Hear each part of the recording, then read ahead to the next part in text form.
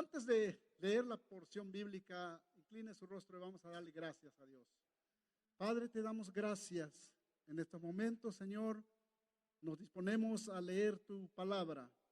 Gracias, Dios, por la oportunidad que tú nos das de estar en tu casa, Señor. Muchos, Dios mío, no pueden o no pudieron realizar, Señor, estos movimientos. Señor, algunos están postrados en sus camas, otros no abrieron sus ojos, otros están en los hospitales, en las cárceles. Señor, donde quiera que haya un hijo tuyo, tu mano de poder esté ahí, Señor, llevando, Señor, salud, llevando paz, llevando tranquilidad, quitando toda tristeza. Pedimos, Señor, por tus hijos que llevan tu palabra, Señor, en diferentes lugares, por los misioneros, Señor, que andan en lugares difíciles, por los que hablan, Señor, en la radio, en la televisión. Dale, Señor Jesús, palabras. Los que están en las calles, Señor Jesús, con altavoces, repartiendo folletos. Gracias te damos, Señor, por la vida de nuestros hermanos, porque sabemos, Señor, que hay mucho peligro, Señor, en los lugares donde no está tu palabra. Gracias te damos, Señor, por esta bella oportunidad que tú nos das, Señor, aquí confortados, Dios mío, en un lugar tranquilo, sentaditos, Señor Jesús, dispuestos a meditar en tu palabra. Muchas gracias, Señor. Te alabamos. Amén. Amén. Bueno es el Señor con nosotros, ¿verdad? Para con los que le buscan, dice, para con los que están con Él. Esa es la palabra del Señor. Eso es a los que han entendido que son hijos de Dios, los que han aceptado al Señor como su Salvador. Cuando hablamos de hijos de Dios, hablamos generalmente, no estamos excluyendo a las hermanas, no, de ningún modo. Todos somos hijos de Dios, hijas de Dios también. Así que, hermanos, hoy nos toca leer la porción bíblica, porque es importante, ¿verdad?, leer la palabra de Dios en una reunión. No solamente es cantar, no solamente es ofrendar, no solamente es hacer otras cosas, exhortaciones, de todo, pero es bueno también leer la palabra de Dios, porque en ella encontramos todo. La disposición humana o el pensamiento popular es que si tú lees libros buenos libros, te educas. Los libros te instruyen, los libros te proporcionan información, pero leer la palabra de Dios no solamente te da información, sino te transforma de una manera para ver el significado de muchas cosas. Los libros buenos de ciencia ficción, de ciencia de la NASA, de agricultura, de todas las cosas son buenos y te informan, como les repito una vez más. Pero la Biblia, hermano, no solo te informa, sino te conduce a una transformación. Así que entonces nos conviene leer la palabra de Dios, ¿verdad? Y también nos asegura y nos dice y nos exhorta de que para que Satanás no gane ventaja. ¿Por qué lo dice? Porque sin duda alguna el enemigo conoce la Biblia de pe a pa. Recuerde que cuando el Señor fue llevado al desierto para ser tentado por él, el diablo le citó la palabra al Señor. Aunque sacado de contexto, aunque mal, le dijo: sus ángeles enviará acerca de ti para que tu pie no tropiece en piedra. Pero él lo estaba diciendo, tentando al Señor: tírate de arriba, tírate de allí, porque tu pie no va a tropezar en piedra. Pero no esa era la idea. La idea es que el Señor nos guarda donde andemos en lugares de peligro sin intención alguna de tentar a Dios. Porque nadie, por muy, ¿cómo se puede decir esto? Por muy cabezudo que sea, se va a subir al piso para probar si hay la ley de la gravedad. Voy a ver si existe la ley de la gravedad. Me voy a tirar del piso de 10 metros para arriba a ver si me sostiene. ¿Qué va a pasar si lo hace? ¡Pum! Se va a estrellar como un huevo en la sartén, ¿verdad? Bueno, pues por esa razón, hermanos, hay que leer la palabra de Dios, porque en ella encontramos vida eterna. En ella encontramos muchas incógnitas: de dónde venimos, por qué estamos aquí en este mundo, qué hacemos aquí, hacia dónde nos dirigimos. Dios nos puso aquí con un propósito. Dios lo puso a usted aquí con un propósito. No solamente porque está de casualidad, no solamente está porque porque así fue el deseo de sus padres. No, Dios no trabaja así. Dios tiene un propósito para cada uno de nosotros. Y hay que buscar ese propósito. Hay que buscar la manera como es que Dios nos tiene aquí. Y en segundo lugar también necesitamos leer la palabra de Dios, como le dije, para que Satanás no gane ventaja. Porque hay varias porciones de la Biblia que no vamos a utilizar allá donde vamos a ir. Allá en el cielo no vamos a leer Primera de Corintios. Sí vamos a leer, pero tal vez lo aprendimos aquí, pero no hay necesidad de decir Primera de Corintios 10:13, porque en el cielo no habrá tentación. Ni Juan 1:9, porque no habrá pecado. Ni Filipenses 4:19, porque no padeceremos necesidades. Ni Juan 14:1-3, porque no habrá tristeza. Todo alegría, todo gozo, todo paz, y así hay más textos. No habrá necesidad, lámpara es a mis pies tu palabra y lumbrera mi camino, porque Él es la luz. Así, hermanos, por eso necesitamos leer la palabra del Señor. Hoy en esta mañana he puesto como título a nuestra lección: en momentos difíciles alzaré mis ojos. Es un título como personal. Si usted lo quiere tomar como personal, repítalo conmigo. En momentos difíciles alzaré mis ojos. En momentos difíciles alzaré mis ojos. Eso sería el título personal. Y el tema sería: al Dios poderoso. Al Dios poderoso. Al Dios poderoso dirijo mi alabanza. Al Dios poderoso doblo mis rodillas. Al Dios poderoso le doy gracias. Al Dios poderoso merece la honra y la alabanza. Entonces, amalgamando el título y el tema sería: en momentos difíciles alzaré mis ojos al Dios todopoderoso. ¿Quién no ha pasado momentos difíciles en su vida? Desde el momento que uno nace hasta el momento en que uno va en la cajita. Como seres humanos que somos, por muy hijos de Dios que seamos, pero este cuerpo sufre. La Biblia dice que hasta la naturaleza misma padece, ¿verdad? Desde el momento mismo en que nuestros padres, nuestros primeros padres fallaron en el huerto de Edén, los males vinieron como lluvia sobre la tierra. Entonces, en momentos difíciles, usted puede estar en un momento difícil en su trabajo, en un momento difícil en su vida por problemas familiares, en un momento difícil por problemas de salud, en un momento difícil porque le falló un amigo, porque le falló la persona en que más confiaba. ¿Qué va a hacer usted entonces?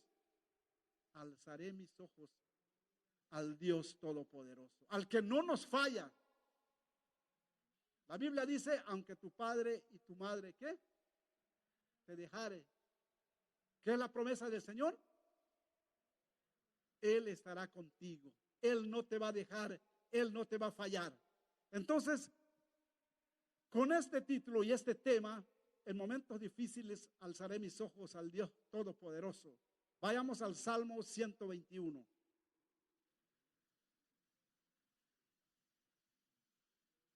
Quiero leer con usted este texto, muy conocido, hasta muchos lo cantan, hermano. ¿Usted lo ha escuchado cantar?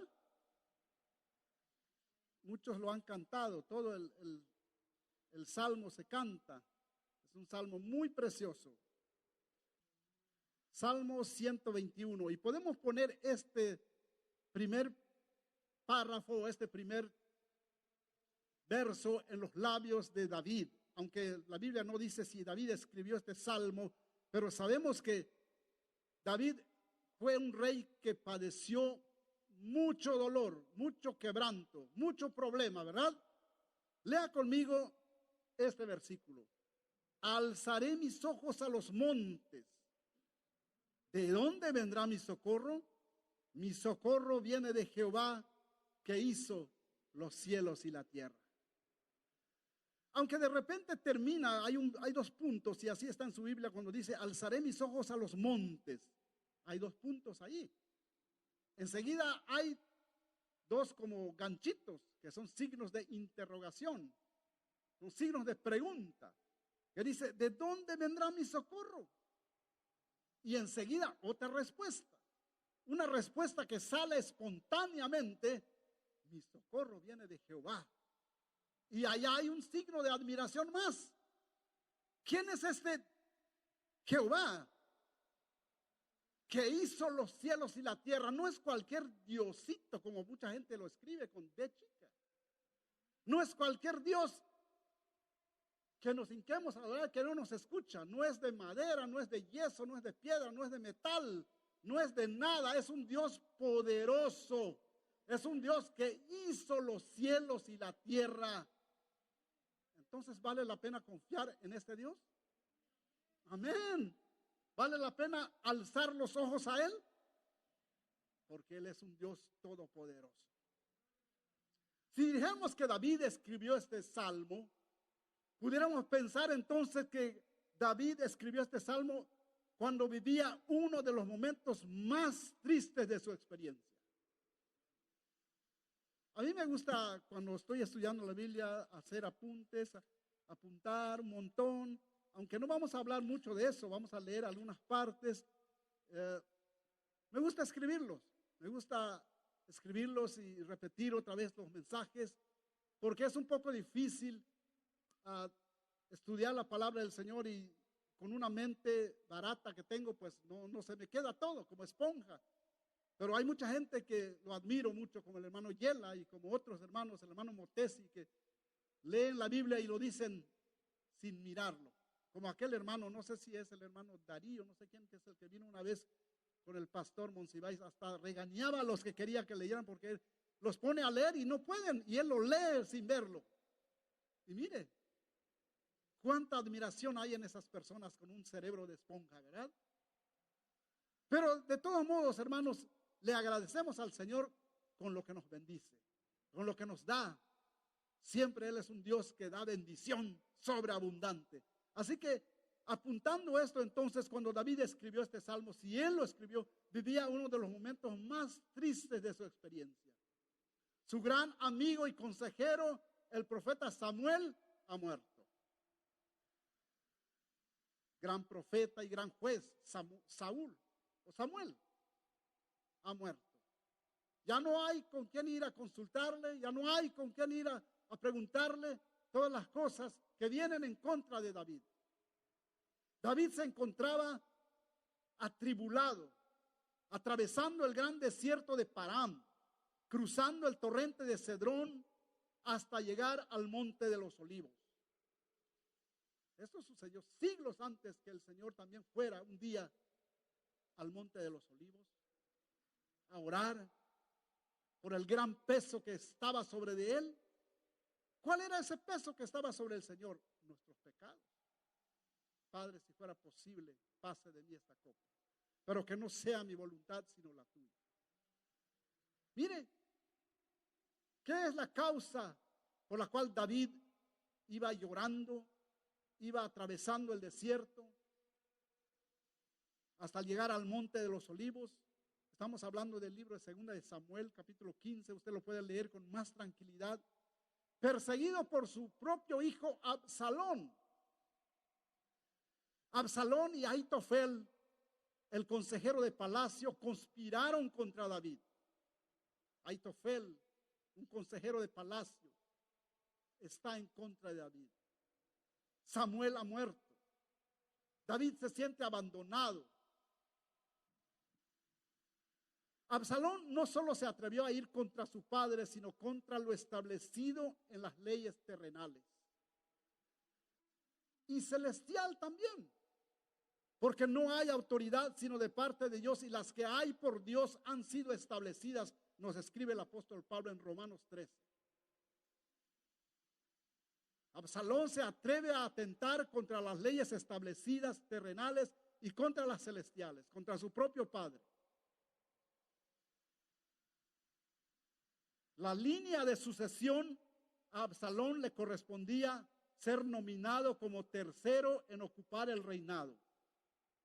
Pues aparte de ser un intrépido en carácter, era un joven muy bien parecido, pues no había en todo Israel ninguno tan alabado por su hermosura como Absalón. Desde la planta de su pie hasta su coronilla, no había en él defecto alguno. Cuando se cortaba el cabello, lo cual hacía cada año, pesaba el cabello de su cabeza 200 ciclos de peso real. ¿Cuántos son 200 ciclos en peso real? Eso me obligó a ir a un diccionario, a buscar allá. En Israel se utilizaban dos pesas: la pesa sagrada y la pesa comercial o la pesa real. ¿Por qué tenía que usar dos pesas, una real y otra sagrada? Dios no tenía la intención de que usaran dos pesas sagradas, o una pesa sagrada y una pesa real. Pero como el ser humano es así, duro, tacaño, avaro, es bien sabido que los judíos son avaros, ¿verdad? Dice, dale una aguja y 1 metro de hilo a un judío y te dará un almacén.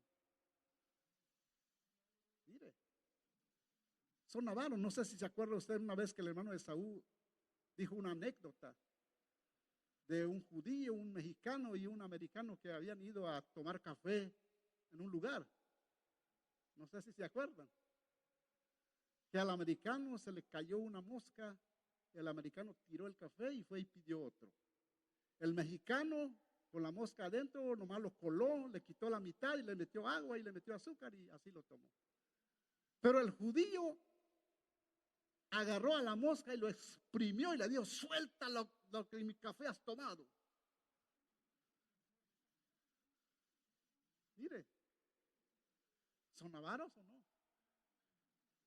Entonces no es la intención de nuestro Dios que Israel tuviera dos pesas.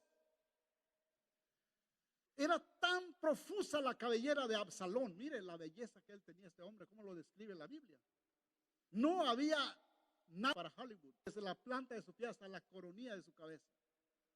Todo era un hombre para Hollywood, un Mr. Gable, más que Arnold Schwarzenegger. Era un hombre bello, la Biblia lo dice, bien parecido. No había en todo Israel ninguno tan alabado por su hermosura como Absalón. Desde la planta de su pie hasta su coronilla no había en él defecto alguno.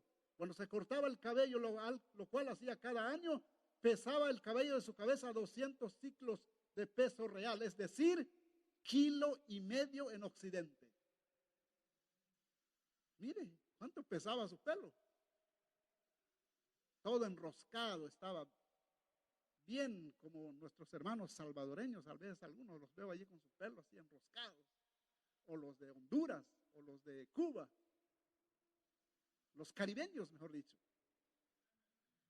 1,5 kilos pesaba el cabello de Absalón. Israel tenía dos medidas. Ya les voy a explicar por qué entonces tenía esas dos medidas. No es la intención de Dios que usaran dos medidas, pero vamos a ver Levíticos 19:36. Si no lo puede encontrar, yo se lo voy a leer aquí.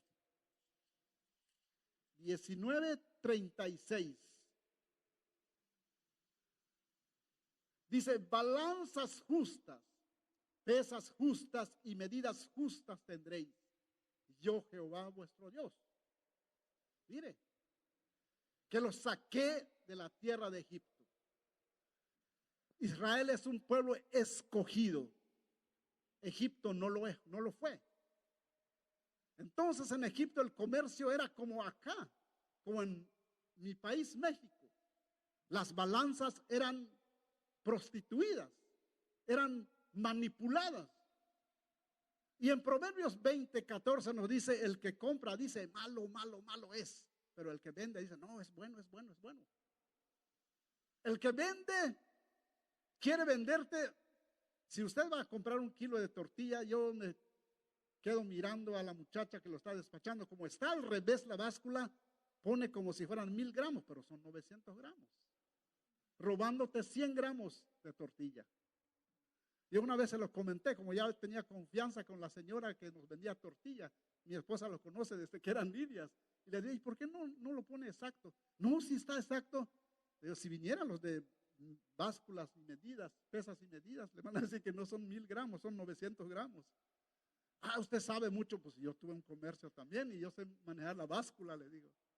Yo conozco las básculas Perera, la Oken y la de balanza romana. Y se empezó a reír la señora. Pues eso es el corazón humano, el corazón de las personas. Por eso es que la Biblia nos menciona de 2 medidas. Pero la medida sagrada, esto obligaba a los israelitas a someterse bajo la ley que estaba puesta por Dios. ¿Por qué causa murió Zafira y Ananías? Por la mentira, por sustraer. La Biblia dice, si no cumples, es mejor que no prometas. Vendieron una propiedad, digamos $20,000. Y de $20,000, ¿cuánto voy a dar de diezmo? 2,000.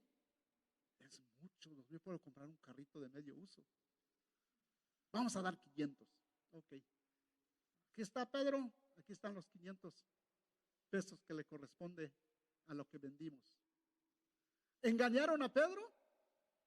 ¿A quién engañaron? Al Espíritu Santo. Entonces, ¿por qué había 2 medidas de sobra? Se sabe que los judíos son avaros. Éxodo 18:20. Vamos a ver qué nos dice Éxodo 18:20. Enseña a ellos las ordenanzas y las leyes y muéstrales el camino por donde deben andar y lo que han de hacer.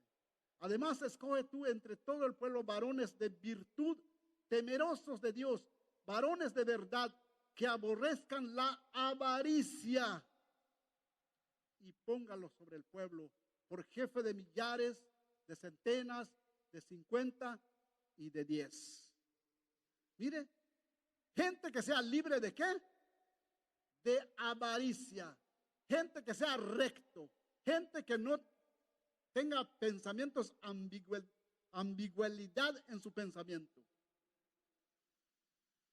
Mire, someterse a Dios. Estaban casi obligados con esta ley sagrada, con este peso sagrado. Ahí no tenían que hacer tranza cuando tenían que llevar todo lo que habían prometido al tabernáculo. Pero fuera de allí, aunque Dios sí podía intervenir para moverles algo que se llama conciencia, porque cuando tú no estás haciendo bien las cosas, ¿qué es lo que viene a manipularte? La conciencia. Ay, ¿por qué vendí esto? Me pagaron mucho y yo di tan poco. Le di solamente 800 gramos, pensando que es 1 kilo. Ay, este almud, que es de 4 kilos, pero yo le puse, lo corté la tabla y es 3,5 kilos. Esta fanega. ¿Quién conoce fanega? Muchos lo conocen, es una medida grande, así casi como este, pero tiene un corte más abajo, que pesa 39 kilos. Son pesas secas, son pesas para semillas y todo eso. Pues entonces, el pelo de Absalón estamos hablando, ¿verdad? No se nos descuide que estamos introducidos en el Salmo 121, de que alzaré mis ojos a los montes. Hay 2 puntos allá, pero piensa rápidamente y dice, ¿de dónde vendrá mi socorro?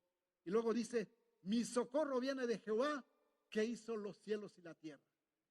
Y dijimos de que David posiblemente esté pasando por esta prueba, esté siendo perseguido por Absalón su hijo, esté cruzando por el desierto, esté allí por el torrente de Cedrón, tratando de llegar para escaparse del ejército que venía tras de él hasta llegar al monte de los olivos. Pero en ese trance, en ese momento en que estaba, venía Aitofel con su hijo Absalón. Ya no tenía dónde consultar. en esos momentos, aunque él había vencido un oso, aunque él había matado un león, aunque él había matado a un gigante, pero a pesar de eso, en los momentos afligidos de nuestra vida, nos olvidamos por un momento de que tenemos un Dios que nos puede socorrer. Y David, por la prisa, por la edad que él tenía, por las cosas, las circunstancias que le estaban aconteciendo, estaba desesperado por escapar de su propio hijo. Y allí, hermanos, en esos montes donde los soldados, los 600 soldados que iban cuidando al rey, le dijeron: apártate tú, ándate un poquito más allá en el monte, porque nosotros vamos a ir aquí. Y si el ejército que viene con tu hijo nos ve a nosotros, nos va a perseguir a nosotros. Y si alguno de nosotros muere, no importa, porque nosotros no valemos nada. En cambio, tú vales mucho. Eres el rey. Y mire, y David en esos momentos, alzando sus ojos a aquellas montañas altas de Palestina, mirándolo, acordándose que los moabitas, los demás que vivían allá, que no conocen el Señor, se subían allí. Aquellos hombres impíos se subían en esas montañas para quemar su sacrificio a sus dioses, pensando que mientras más altos estén, van a ser escuchados o van a ser vistos, van a ser beneficiados por sus dioses. Y David alzó sus ojos y dijo: alzaré mis ojos a los montes. Parafraseándolo, ya subiré también a esa montaña para pedir ayuda. Subiré también allí para encender un sacrificio a Dios. Subiré también allí, pero enseguida recapacita y dice: no, mi socorro no viene de un sacrificio. Mi socorro no viene de subirme en esa montaña. Mi socorro no de escuchar cosas que el mundo está gritando. Mi socorro no es de escuchar la música en la radio. Mi socorro no es mirar lo que hay en la televisión. Mi socorro no es ver los programas que hay en los cells, en todo eso. Mi socorro viene de Jehová. ¿Qué hizo Jehová para que sea un Dios poderoso? Los cielos y la tierra. No había nada, no existía nada, pero con su sola palabra, de la nada existió todo lo que estamos viendo. No había nada, no existía, había un vacío, había caos, había todo, desorden, como es nuestra vida cuando no conocemos al Señor. Hay un caos, hay un desorden, hay algo que no va bien, pero cuando viene el Señor en nuestra vida, ese Dios poderoso al que alzó sus ojos David, ese Dios que hizo los cielos y la tierra, ese Dios que sin subirse a las montañas más altas está contigo. Y cuando está en tu corazón hay paz. Cuando está contigo, entonces puedes decir como dijo David: aunque venga los problemas, aunque venga caudillos detrás de ti, no temerá mi alma, dice David. Aunque contra mí acampe un ejército, estaré seguro. Vemos entonces que en estos momentos difíciles en la vida de David, todo esto a causa de la traición de su propio hijo. Vemos aquí entonces lo del peso del cabello de David, de Absalón. La mitad de la pesa sagrada son 200 ciclos. Serían el equivalente a 1,5 kilos en Occidente, y en Estados Unidos 3 libras. De acuerdo con la medida real, serían 3 libras. Y 3 libras es mucho, ¿verdad? 3 libras es mucho. 1,5 kilos en Occidente. Pero ¿a dónde lo llevó su tanta hermosura a este hombre, a este Absalón? Parece que lo que tenía por fuera de belleza no lo tenía en el cerebro. No lo tenía en el cerebro. No había belleza en su cerebro. No había rectitud en su cerebro. No había nada de eso. Lo llevó a rebelarse contra leyes supremas, contra leyes legítimas. Romanos 13 nos da la forma cómo nos relacionamos con la autoridad escogida y ordenada por Dios. Y esto puede revelar cómo son nuestras relaciones con nuestro Dios. El obedecer o el rebelarnos. Pondrá de manifiesto nuestra verdadera condición y nuestra verdadera actitud. ¿Somos rebeldes o somos obedientes? ¿A dónde lo condujo Absalón su carácter? A rebelarse. Y su rebelión lo condujo a un final trágico. Las fuerzas desordenadas de Absalón no pudo contra los 600 guerreros que cuidaban al rey.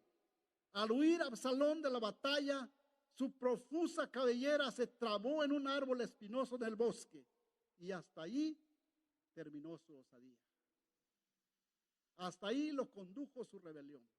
Hasta ahí lo condujo sus malos pensamientos. La historia de Absalón es similar en rebeldía al gran ángel creado según Ezequiel 28:15. Si leemos Ezequiel 28:15, nos dice ahí, nos da la pauta cómo fue creado este gran ángel.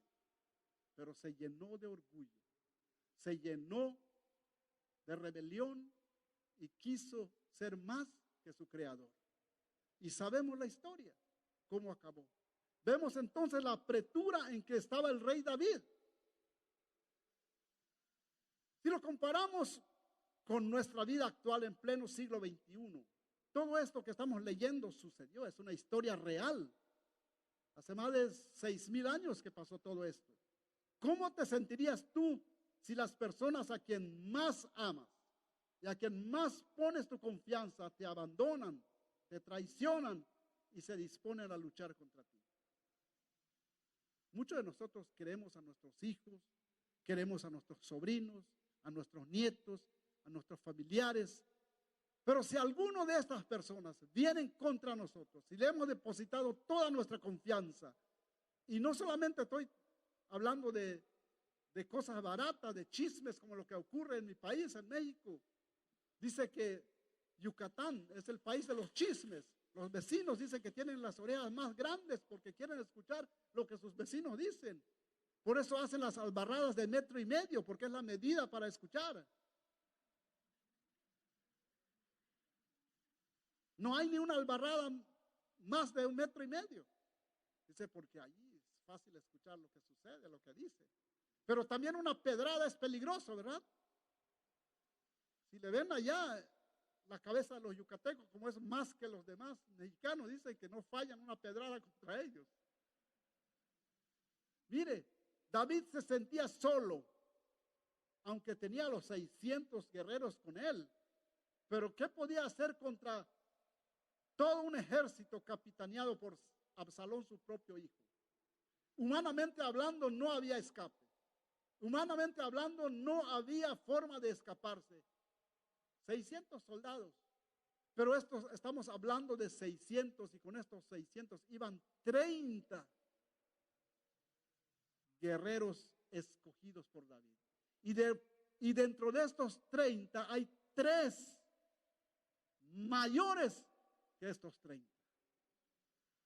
Mire, entonces lo que Dios hace, no lo hace sin razón alguna. Cuando Dios te escoge a ti, porque sabe que tú puedes. Cuando Dios te trajo ante Él, porque le eres necesario. Mire, porque le eres necesario, le eres necesario a Él. Él puede transformar ese vaso sucio en un vaso limpio. Él puede transformar esa cuerda floja en cuerda entesada para sacarle una dulce melodía. Él puede sacar de ese cerebro a todo atrofiado y ponerlo en tono para que escuche su palabra y tú lo transmitas a otro para que vean que eres tú la luz y la sal que Él quiere que tú seas. Eso es lo que nos da aquí para mirar. En aquellos lugares escarpados los paganos ofrecían sacrificios a sus dioses. Se subían, pero David no hizo lo mismo. Estuvo a punto de hacerlo. Alzaré mis ojos a los montes, lo está viendo. ¿Subiré yo también allí? ¿Subiré yo también a prender sacrificios a mi Dios? Cuando estos hombres iban con David, recuerda usted, si usted lee toda esta porción bíblica, los sacerdotes que iban con él cargaron el arca para llevarlos con él. Pero David, al mirar que venían los sacerdotes con el arca, prohibió que lo llevaran. Regrésenlo a Jerusalén. Regrésenlo. Porque el arca no es algo como que sirva como un amuleto. No es un amuleto. Es la presencia de Dios, pero cuando se le busca con corazón. Es la presencia de Dios, pero cuando hay ánimo directo para servir a Dios. Recuerde usted que cuando Israel estaba perdiendo una batalla, dijeron: ¿por qué nos pasó esto? ¿Por qué hay pecado aquí entre nosotros? Vayan y traigan el arca rápidamente para que ganemos la batalla. Cargaron el arca y lo llevaron como un trofeo, como algo de amuleto. La arca nos va a servir. Y cuando los filisteos escucharon el grito que daba la gente, porque el arca estaba en medio de ellos, dice que hasta la tierra tembló. Y los filisteos dijeron: ¿qué es esto? Es que los dioses que protegen a los hebreos, a los judíos, ha llegado en esa caja. Sean hombres ustedes, dicen los filisteos, venzamos a Israel y retengamos el arca. Vencieron a Israel, se llevaron el arca y ese día hubo 34,000 muertes. Mire, el arca podía defender a David. No lo podía defender. Si lo llevaban solamente como trofeo, como amuleto, como muchos cuelgan una cruz en la garganta, como muchos cuelgan hilitos rojos en sus manos, o uno lo ponen aquí en su frente. Esto es que me dijo mi abuelita que esto me protege del mal viento. Es que esto me dijo mi abuelita que teniendo esta cruz aquí, pues me protege del mal. Mire, hace años cuando llegué en mi casa en Tizimín, que es su casa también de usted, cuando guste ir a pasear a Yucatán, puede llegar a mi casa.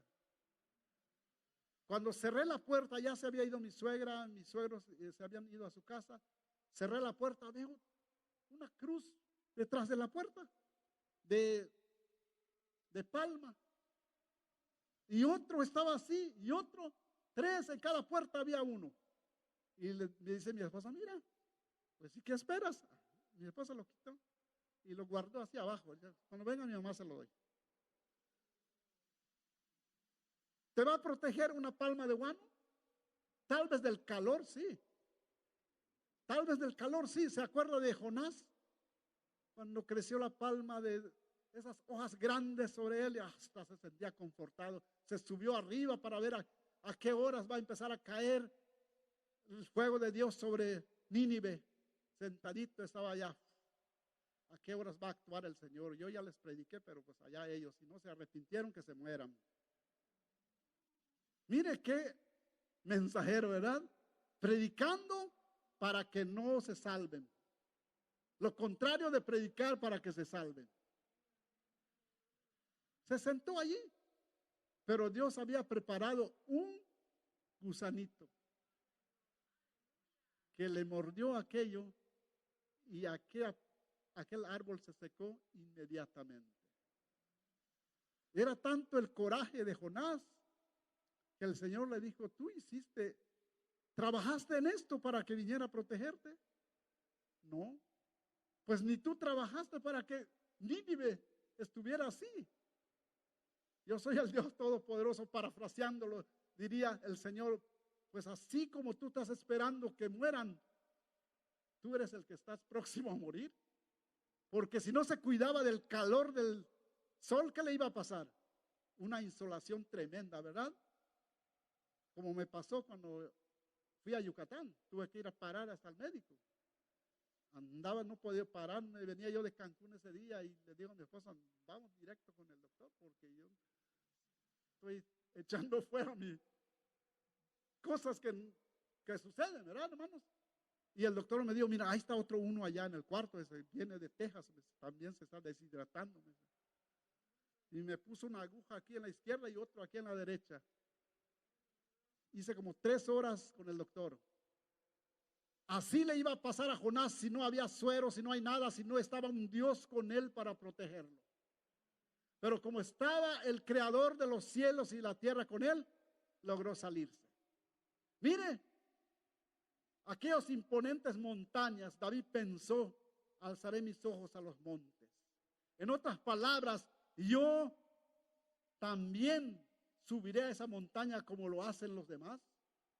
¿Subiré a esa montaña en busca de respuestas como lo hacen los demás? No nos comparemos al mundo. La Biblia dice, estamos en el mundo, pero no somos del mundo. Están en el mundo, pero ustedes no son del mundo. Ustedes son pasajeros. La Biblia dice, no os conforméis a este siglo. No os conforméis a las modas, a la forma de vestir, a la forma de hablar, a la forma de actuar, a la forma de vestirse, a la forma de hacer las cosas que los mundanos hacen. Renovaos en el Señor. ¿Qué es renovaos? Constantemente el río dicen que fluye, el río no se queda. El río, hay un poema que dice que el río tiembla cuando llega al mar, porque sabe que va a desaparecer en el mar, pero así como desaparece, se va y regresa otra vez a su curso. Así también nosotros debemos temer a nuestro Dios, no con un temer así de miedo, no, con un temer reverente. Como dice, el principio de la sabiduría es que el temor a Jehová. David temía a Dios. David, aunque era un pecador, David, aunque se sabía malo, aunque se sabía que había cometido muchas faltas, pero sabía de ese Dios que había hecho los cielos y la tierra. Entonces recapacita y se pregunta, ¿de dónde vendrá mi socorro? Aquellos que no conocían al Dios eterno de Israel escalaban aquellas montañas en búsqueda de soluciones, pero el salmista se pregunta, ¿subiré yo también? Los problemas de antaño como del rey David son los mismos en pleno siglo XXI en que estamos viviendo. No ha cambiado nada, el mal es el mal, aunque traten de disfrazarlo, el pecado es pecado, aunque le pongan colores, es pecado. Consumismo, materialismo, el poder y el orgullo, de todo esto está lleno el mundo. El más fuerte siempre quiere oprimir al que menos puede y tiene. Quiere tener más. Como ejemplo, veamos lo que hace el presidente Putin, el presidente de Rusia, oprimiendo a otro pueblo, porque no quiere que ese pueblo se alíe con otro, se alinee con la OTAN. Lo quiere oprimir, dice, estoy educando a Ucrania. Y de entre pronto también Finlandia y otros pueblos que están queriendo desligarse del dominio de Rusia. Desde que nuestros primeros padres fallaron allá en Edén, se desató las fuerzas del mal. Nada parece traer solución. Cada salida y entrada de algún gobierno prometen soluciones, pero no es así. David, por un momento, su alma se turbó, perseguido por Absalón, su hijo, traicionado por Aitofel, maldecido por Simea. No sé si usted ha leído toda esta porción bíblica. Cuando David iba huyendo con estos 600 soldados, de repente sale Simea, un pariente lejano de Saúl, quizás un primo de él, y lo empezó a maldecir. Así te ocurre porque tú eres un maldito, porque tus manos están manchadas con sangre, porque tú eres un asesino, porque tú eres un adúltero. ¿Qué es lo que nos viene a decir Satanás en nuestra mente? Tú no puedes subirte ahí, tú no puedes cantar, tú no puedes alabar a Dios, tú no puedes ni siquiera aplaudir, tú no puedes leer ni la Biblia porque eres un pecador. ¿Pero qué es? Es el trabajo del mal. Es el trabajo de lo que el mal está haciendo. Pero Dios ha prometido estar con nosotros. Dios ha prometido que Él nos llevará de victoria en victoria, de triunfo en triunfo. Hay una anécdota, un libro que se escribió, no sé si es el hermano David Wilkerson, pero dice que existía una isla allá por las Antillas Menores, que son las Antillas holandesas. En esa pequeña isla vivía un doctor con su esposa, que no eran cristianos, no tenían ninguna religión, pero eran como temerosos de hacer cosas malas. El alto estudio de aquel médico lo obligaba a portarse de una manera decente. De repente, saliendo, vieron naufragar un barquito y salieron disparados muchos enseres de aquellas personas que venían en el barco. Hasta ellos llegó una caja, quizás con mercancía o lo que sea, pero al abrirlo encontraron un libro. Una cosa nomás tenía, es el libro. No tenía pasta, no tenía nada. Era una porción del Nuevo Testamento, de los Gedeones. El doctor lo llevó a su casa y empezó a leerlo. De repente, como a los 3 días de estar leyendo, se levanta deprisa y le dice a su esposa: Lucía, Lucía, si este libro tiene razón, entonces nosotros somos pecadores.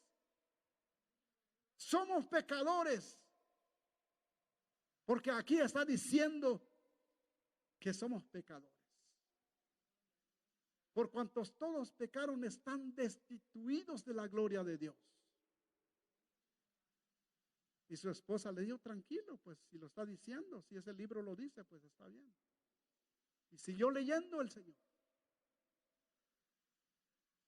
Como a los 3 días le vuelve a decir: Lucía, Lucía, si este libro tiene razón, entonces estamos perdonados. Porque aquí está diciendo que hemos pasado de muerte a vida. Aquí el libro no estaba completo, eran por partes. Pero estaba amalgamando lo que la salvación tiene Dios para nosotros.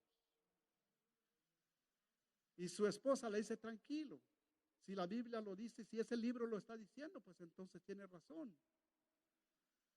Como al siguiente día, después de una semana de leerlo, dices: Lucía, Lucía, mira, si este libro tiene razón, algo hermoso nos está diciendo. Aquí está diciendo que de tal manera Dios envió a su Hijo al mundo para que todo aquel que en él cree no se pierda, mas tenga vida eterna. Entonces tenemos vida eterna, Lucía.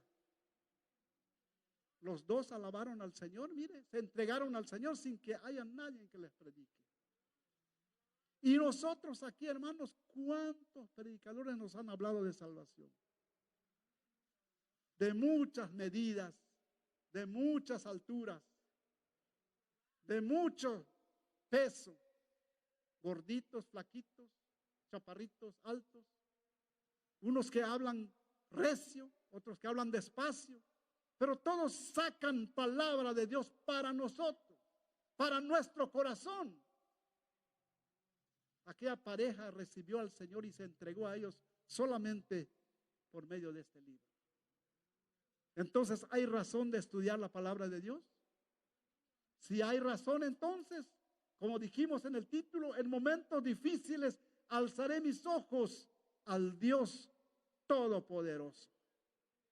No hay ni un momento que digamos estamos libres, nunca nos va a pasar nada porque creemos a Dios. No, nuestra carne siempre, nuestro cuerpo siempre necesita, pero sabemos que tenemos un Dios. Al instante David recapacita y reacciona y se responde a sí mismo: mi socorro viene de Jehová.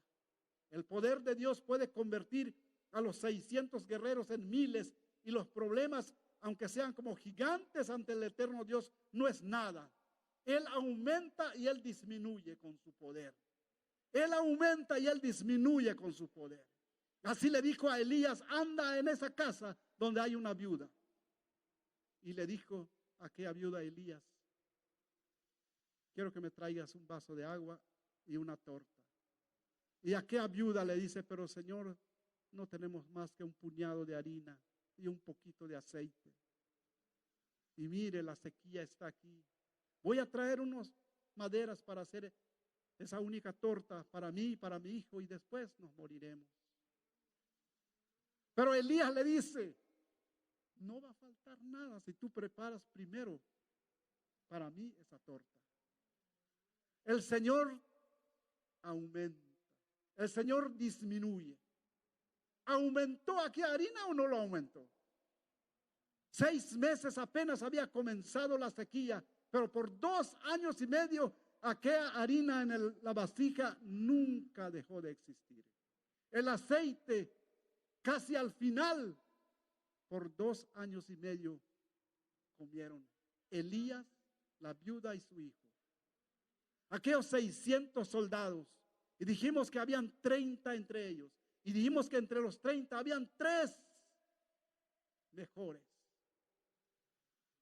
Mencionaremos solamente uno de esos 3, cuando David estaba en otro lugar, siempre en problemas, perseguido por Saúl, solamente le vino en su mente y decir, oh, ¿quién me diera de tomar del agua que está en cierto lugar? Y uno de los 3 soldados, más rápido que deprisa, le llevó el agua. Le llevó el agua. ¿Cómo lo hizo? Si aquella ciudad estaba rodeado de soldados, guerreros fuertes, y él solo con otros 2 compañeros. Eran valientes esos hombres. En otra ocasión, uno de esos 3 mató a 3 leones en una cueva lleno de nieve. ¿Cómo lo pudo hacer? ¿Eran valientes esos que estaban con David o no? Dios había puesto una fuerza en estos hombres. Samgar dice que con una vara mató a 7,000 personas. Mire, David estaba bien protegido, tanto de lo alto como también de lo bajo. Usted está bien protegido. Desde el momento en que sale de su casa para ir a su trabajo, ángeles están detrás de usted. El ángel de Jehová guarda alrededor de los que le temen y los defiende en el nombre del Señor de todo peligro. Usted no sabe en qué momento va a salir algo, pero el Señor está allí. Con su poder hizo los cielos y la tierra. No existía nada, no había nada, solo el vacío y la oscuridad había. Pero Él dijo y existió. Entonces, para culminar, busque su Biblia.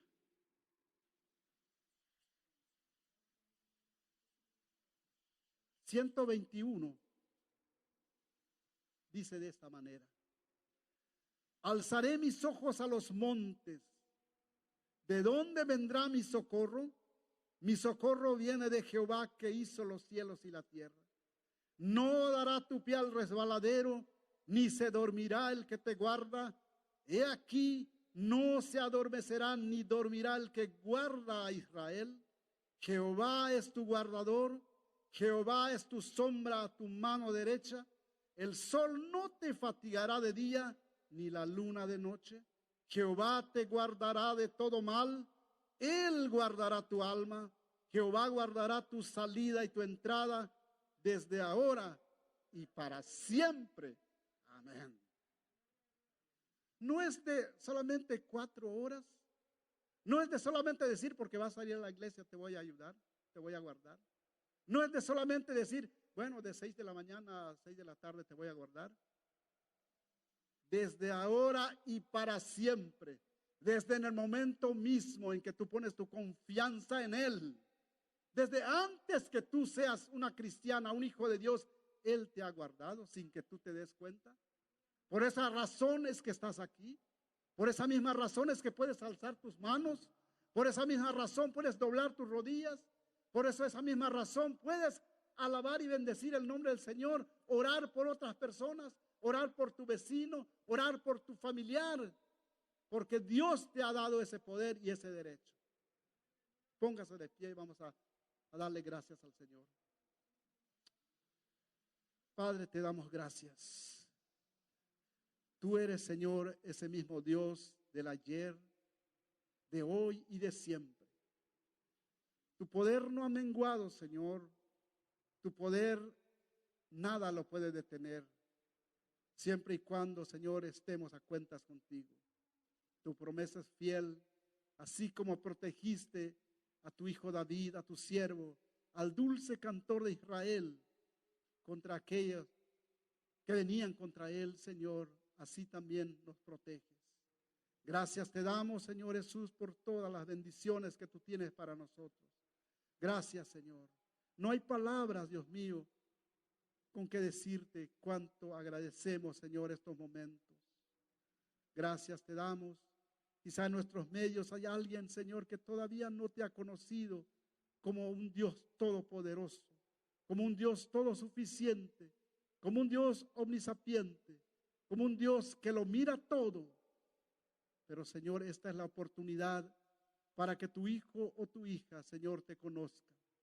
Con esta porción bíblica que hemos leído, alzando nuestros ojos, Señor, al cielo, para darte gracias, porque de ahí viene nuestro socorro.